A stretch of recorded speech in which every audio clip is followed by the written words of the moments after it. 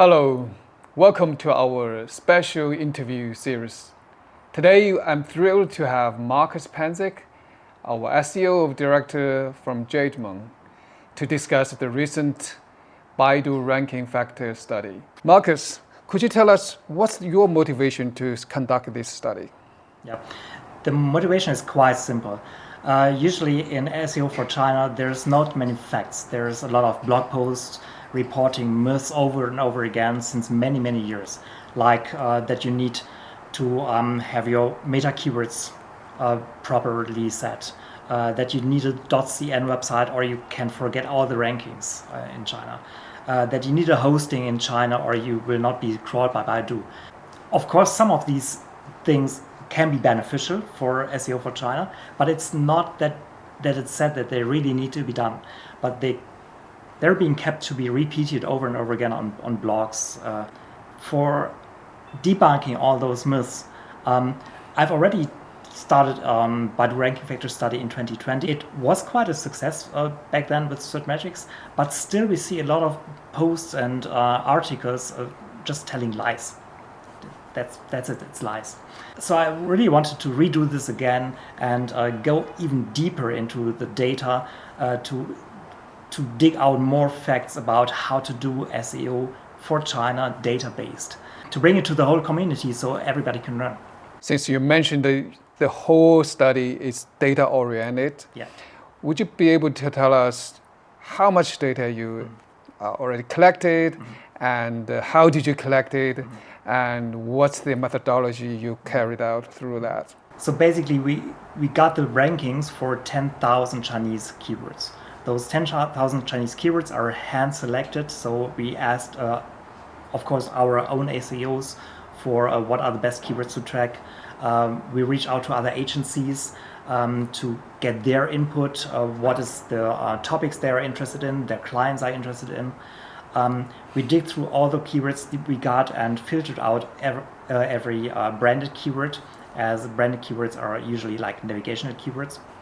They have totally different rules on how they're ranked or how websites are ranked for them.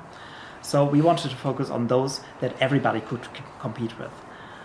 We looked through the keyword set to have a wide variety, not only on topics, but also on difficulty levels. So we looked at long tail keywords, we have mid tail keywords, we have short tail keywords. So we could really dig deeper into the different varieties, be it on the keyword usage. Is that different for short tail versus long tail and so on? For those 10,000 Chinese keywords, we digged into not only the top 10 rankings as we did in 2020, but we looked at the top 20 rankings. And I'm very happy that Dragon Metrics was so kind to provide all these data for us. Right. So with all this data, I'm sure there must be some new discovery. I know it's just 3 years, but 3 years can be quite a long time considering Baidu might already roll out several rounds of algorithm updates. So could you please tell us what's the most striking discovery or findings you have on this study? Yeah, sure.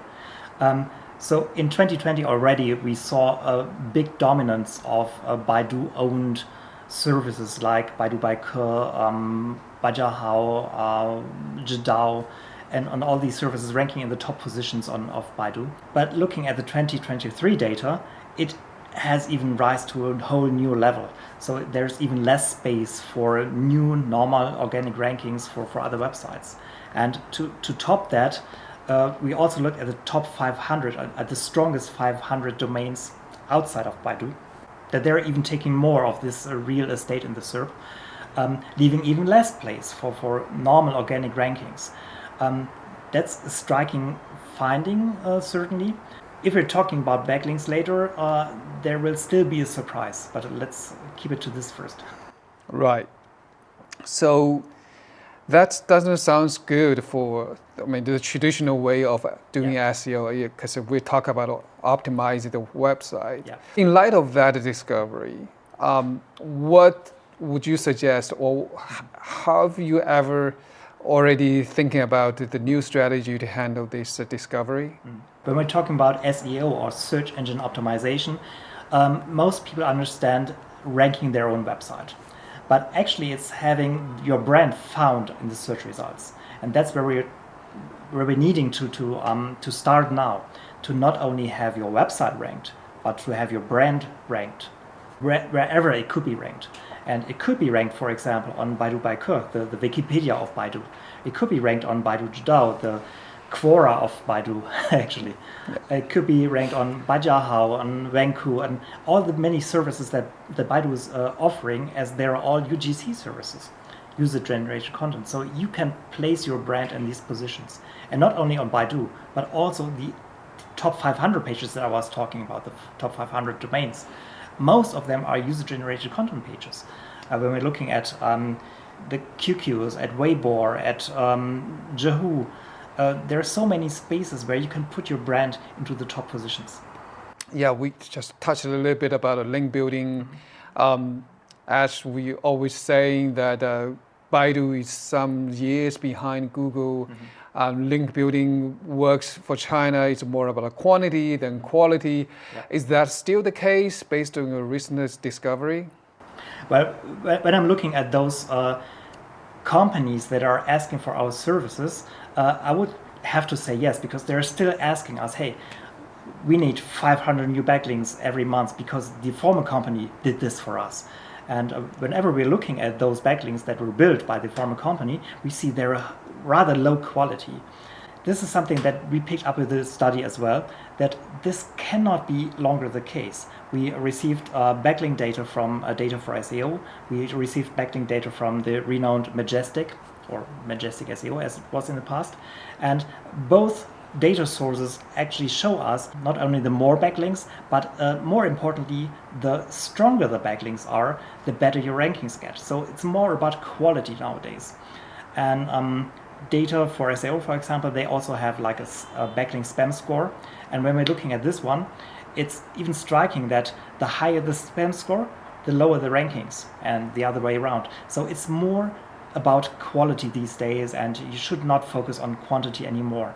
More importantly, on Google, if you're doing some mistakes with backlink building, you can always turn to the disavow tool and say, hey, that's not what we want. Yeah, Baidu does not have that. So whenever the next Baidu algorithm update strikes on backlinks, you might be lost if you just did it the wrong way. Right.